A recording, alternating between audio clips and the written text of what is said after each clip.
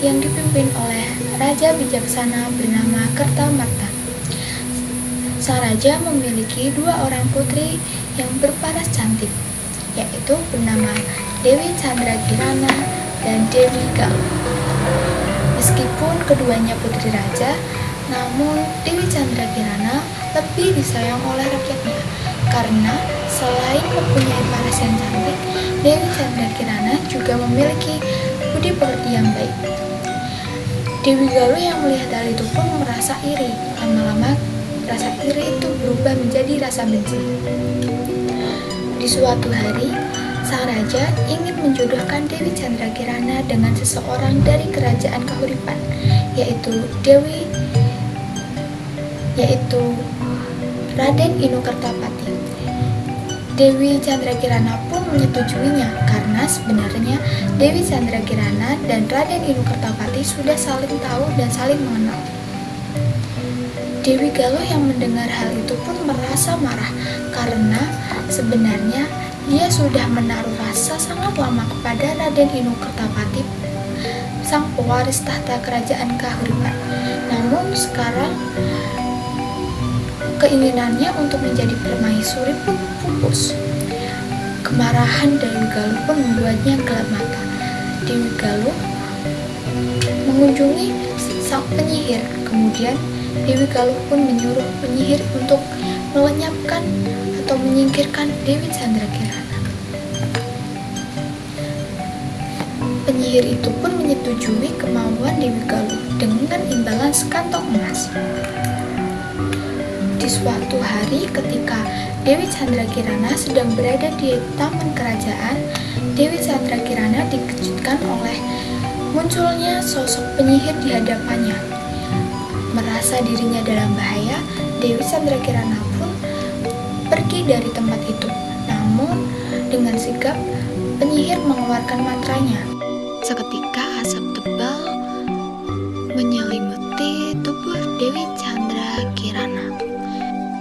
Asap tebal itu pun membuat Dewi Candragirana berubah menjadi seekor keong yang berwarna keemasan. Dewi Galuh pun melihat rencananya berhasil, keluar dari balik pohon dengan tertawa puas. Hahaha. Kemudian penyihir itu memberitahu kepada Dewi Galuh bahwa kutukan Dewi Candragirana akan sirna apabila Dewi Candragirana bertemu dengan orang yang benar-benar mencintainya. Sebelum hal itu terjadi, Dewi Galuh pun segera membawa Dewi Candragirana yang sudah berubah menjadi keong ke sungai dan membuangnya. Dewi Candragirana yang sudah berubah bentuk menjadi keong emas pun hanya bisa berpasrah dengan keadaan. Ia terbawa arus sungai menjauh dari kerajaan Dara. Hingga suatu hari keong emas pun tersangkut pada sebuah jaring yang dipasang oleh janda yang biasa disebut Mbok Rondo. Mbok Rondo yang melihat ada keong emas yang cantik dan belum pernah ia lihatnya pun membawanya pulang dan berniat untuk merawatnya. Sesampainya di rumah, Mbak Rondo menaruh keong emas di dalam tempayan. Keesokan harinya, Mbok Rondo pergi ke ladang untuk berkebun. Dan saat merasa sudah cukup untuk merawat tanamannya, Mbok Rondo pun pulang untuk menyiapkan makanan untuk makan malam. Namun sesampainya di rumah, Mbok Rondo dikejutkan karena sudah banyak makanan yang ada di atas meja makan. Mbok Rondo pun terheran-heran siapa yang telah memasak makanan untuknya. Karena tanpa ia sadari, keong emas yang dia simpan atau dia rawat itu pada pagi hari tadi berubah menjadi wujud manusia dan memasak makanan untuknya. Pagi hari pun tiba. Mbok Rondo kembali ke ladang untuk merawat tanamannya seperti biasanya. Dan saat Mbok Rondo pulang, lagi-lagi sudah ada makanan yang tersedia. Mbok Rondo pun kebingungan, dan itu terjadi berulang-ulang kali. Sehingga suatu ketika Mbok Rondo pun pulang lebih awal karena ia sangat penasaran siapa yang telah memasak makanan untuknya. Mbok Rondo pun pulang mengendap-endap melewati dapur. Betapa terkejutnya Mbok Rondo saat ia melihat ada sosok wanita cantik di dapurnya tengah memasak makanan. Mbok Rondo pun bertanya, "Siapa kamu dan dari mana asalmu?" Kemudian Dewi Chandra Kirana pun menceritakan semuanya kepada Mbok Rondo. Ia menceritakan termasuk kutukan yang dimilikinya.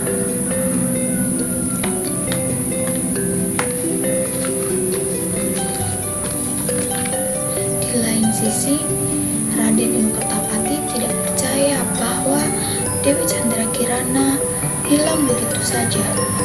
Ia percaya bahwa Dewi Chandra Kirana masih hidup dimanapun itu keberadaannya sekarang. Dan dengan tekadnya, Raden Inu Kertapati pun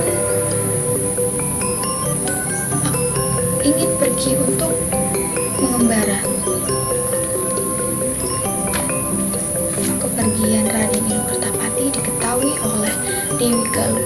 Dewi Galuh pun dengan segera memerintahkan penyihir untuk menggagalkan Raden Inu Kertapati dalam pencarian Dewi Chandra Kirana. Saat di perjalanan, Raden Inu Kertapati pun dikejutkan dengan burung gagak yang bisa berbicara. Burung gagak itu memberitahu bahwa dia tahu kemana arah tujuan Raden Inu Kertapati. Raden Inu Kertapati pun merasa senang karena dia akan bisa segera bertemu dengan Dewi Chandra Kirana. Kemudian Raden Inu Kertapati pun terus mengikuti arahan dari burung gagak ini, tanpa ia sadari bahwa burung gagak itu memiliki tujuan yang lain. Hingga langkah Raden Inu Kertapati pun terhenti saat melihat sosok kakek tua yang sedang duduk di bawah pohon. Raden Inu Kertapati pun menghampirinya dan beristirahat. Saat itu pun Raden Inu Kertapati menceritakan semua kejadiannya kepada sang kakek, termasuk mengikuti burung gagak yang bisa berbicara. Kakek pun menatap tajam ke arah burung gagak. Dan tiba-tiba sang kakek mengeluarkan sedikit kesaktiannya dan mengarahkan ke burung gagak itu. Burung gagak itu terbakar, menjerit kesakitan, dan berubah wujud menjadi seorang penyihir. Sang kakek pun memberitahu Raden Inu Kertapati bahwa burung gagak yang sedari tadi diikuti oleh Raden Inu Kertapati adalah jelmaan dari penyihir yang memiliki niat jahat kepada Raden Inu Kertapati. Kemudian sang kakek pun memberitahu Raden Inu Kertapati bahwa jika ingin tujuannya tercapai, Raden Inu Kertapati harus pergi menuju ke desa Dadapan. Raden Inu pun mengikuti arahan dari kakek. Sesampainya di desa yang dimaksud, Raden Inu Kertapati pun melihat ada pondok. Kemudian Raden Inu Kertapati berniat untuk beristirahat dan meminta bekal air minum karena bekal yang ia bawa sudah habis.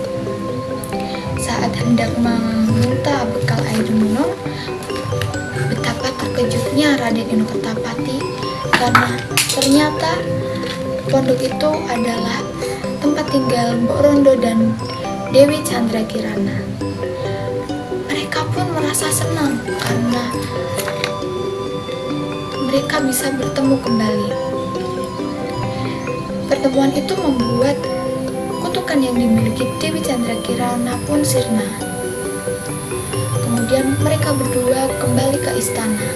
Dewi Chandra Kirana pun menceritakan semuanya kepada sang ayah. Dewi Galuh yang mendengar kabar bahwa saudarinya telah kembali pun melarikan diri karena takut akan hukuman yang dia dapatkan. Setelah itu, Dewi Chandrakirana dan Raden Danu Kertapati pun menikah. Mbok Rondo yang merawatnya pun dibawa ke istana, dan Dewi Chandrakirana dan Raden Danu Kertapati hidup bahagia. Pesan moral yang dapat dipetik dari cerita ini yaitu suatu apapun keburukan yang dilakukan seseorang, cepat atau lambat akan terbongkar, mau bagaimanapun mereka menyembunyikannya. Sekian dari saya. Wassalamualaikum warahmatullahi wabarakatuh.